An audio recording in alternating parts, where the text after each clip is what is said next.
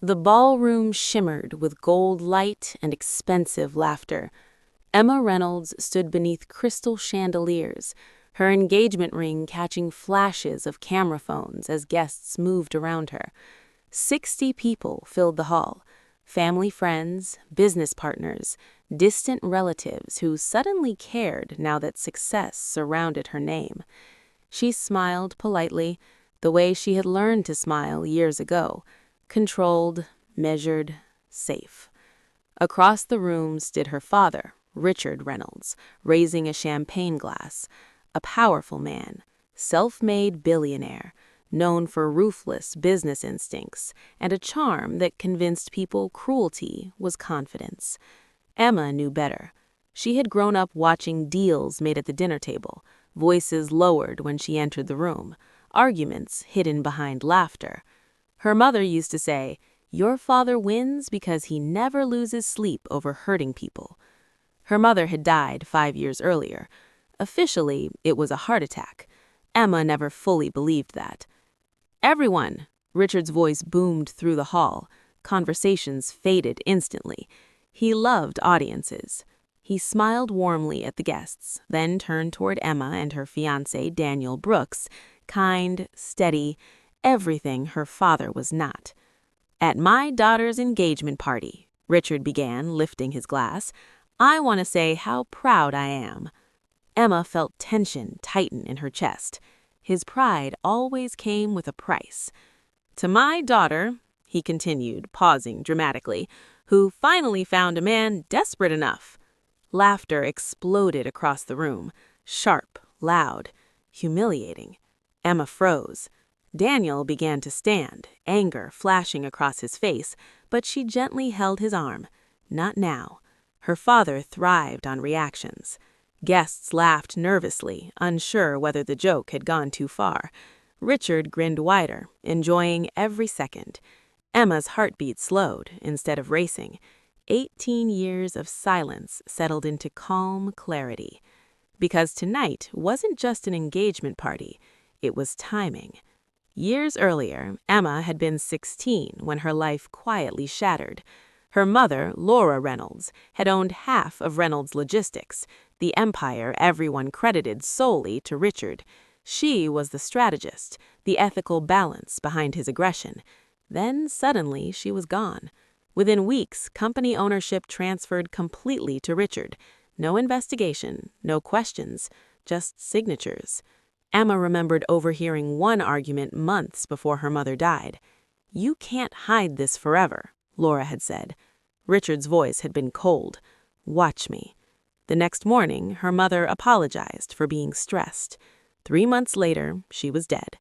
Emma asked questions. Lawyers told her she was grieving. Doctors told her stress killed people. Her father told her to move on. So she pretended to. She went to college, studied finance and corporate law, not out of ambition, but curiosity. Quietly, she began reviewing old company filings. Numbers told stories people tried to bury.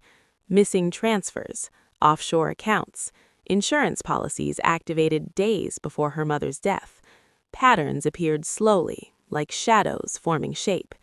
Emma didn't confront him. She waited. Years passed. She built her own consulting firm, earned respect separate from her father's name. Meanwhile, Richard's company expanded aggressively, swallowing competitors. One acquisition caught her attention, a small shipping firm whose owner mysteriously disappeared after refusing to sell. The case was ruled voluntary disappearance. Emma stopped believing coincidences. 2 years before the engagement party, she hired a private investigator under a fake identity. The man worked quietly, digging through closed cases and sealed corporate documents. One night, he called her. "Your mother wasn't planning to stay silent," he said. He sent files, emails recovered from deleted servers. Laura Reynolds had discovered massive illegal laundering operations inside the company, operations Richard personally authorized. She had prepared evidence to report him.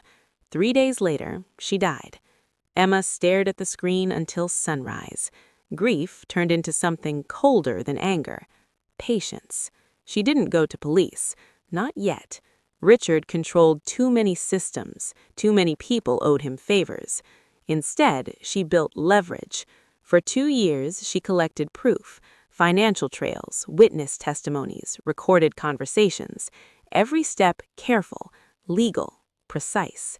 She wanted truth undeniable. She wanted him exposed publicly, where power couldn't protect him. And when Daniel proposed, she realized something. Her father would insist on a celebration, an audience, a stage. Perfect. Back in the ballroom, laughter faded. Emma released Daniel's arm and slowly walked toward the front. Her heels echoed against marble floors. Guests fell silent, sensing something shifting. Richard watched with amusement. "Oh, come on, sweetheart, it's just humor." Emma smiled gently. "I know." She reached a table, opened her laptop, and connected it to the large presentation screen meant for engagement photos. Instead, a document appeared. Bank transfers, highlighted names, gasps rippled through the crowd. Richard's smile faltered. "Emma," he warned quietly. She ignored him. Another file appeared. Medical reports questioning inconsistencies in her mother's death. Then emails. His emails. Confessions hidden inside business language. The room turned ice cold. One of Richard's oldest business partners dropped his glass. It shattered loudly against the floor. No one laughed now. Emma finally looked at her father. "For years," she said calmly, "you taught me that timing is everything." His face drained of color. "What is this?" he demanded. "The truth," she replied. And for the first time in her life, Richard Reynolds looked afraid. Chaos erupted after the engagement party. Guests whispered, recorded videos, rushed outside to make calls. Within hours, clips flooded social media, billionaire exposed by his own daughter. But Emma wasn't finished.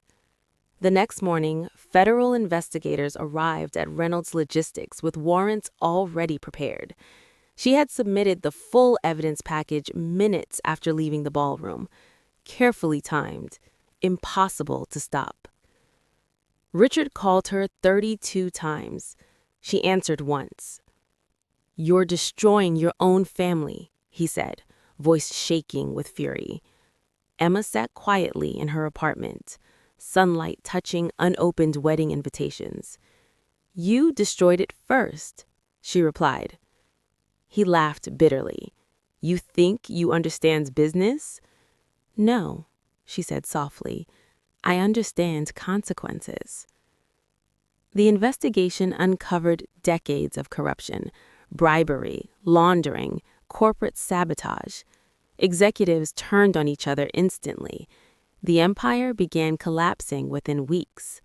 Stocks crashed. Partners fled. News channels replayed the engagement footage non-stop.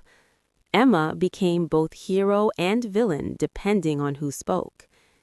Daniel watched her carefully one night. "You planned this for years," he said gently. She nodded. "Do you feel better?" The question unsettled her. She expected satisfaction. Instead, she felt empty. Revenge didn't feel loud. It felt quiet. The trial began 6 months later. Emma testified calmly, presenting evidence with professional precision. Prosecutors barely needed to speak. Richard avoided looking at her. Until the final day. During cross-examination, his lawyer introduced something unexpected, a sealed medical report. Emma frowned as it appeared on screen. It was her mother's full autopsy, one Emma had never seen. The courtroom grew silent. The defense attorney spoke carefully. "This report concludes Laura Reynolds died from a congenital heart condition accelerated by extreme stress." Emma's breath caught. Richard finally looked at her. "I didn't kill your mother," he said quietly. The words hit harder than any accusation. Evidence confirmed it. Laura had indeed planned to expose the company, but her death was natural. Richard had buried the investigation afterward, not to hide murder, but to protect himself from scandal. He had chosen reputation over truth. Emma felt the ground shift beneath her certainty. All those years, she had believed revenge was justice, but part of her anger had been built on a lie. The verdict still came swiftly. Richard Reynolds, guilty on multiple federal charges, 15 years in prison. As guards led him away, he paused beside Emma. "You wanted me to feel powerless," he said quietly. She didn't answer. He nodded slowly. "You succeeded." Months later, Emma visited him once. The prison visiting room smelled sterile and final. He looked older, smaller. "I never meant to hurt your mother," he said. "But you did," Emma replied. Silence stretched between them. Finally, he asked, "Was it worth it?" She thought about the company destroyed, families affected, her own sleepless nights. "I don't know," she whispered. Outside, Daniel waited. Life slowly moved forward, quieter, simpler. Emma rebuilt her company independently, refusing inheritance money tied to corruption. One evening, she watched old footage from the engagement party. Her father laughing, guests smiling, the moment before everything changed. She realized revenge hadn't given her peace. Truth had, and truth came with weight. Ending. Emma Reynolds learned too late that revenge doesn't heal wounds. It only exposes how deep they were all along. Because sometimes the person you defeat isn't your enemy. It's the version of yourself that believed pain could ever be balanced by punishment.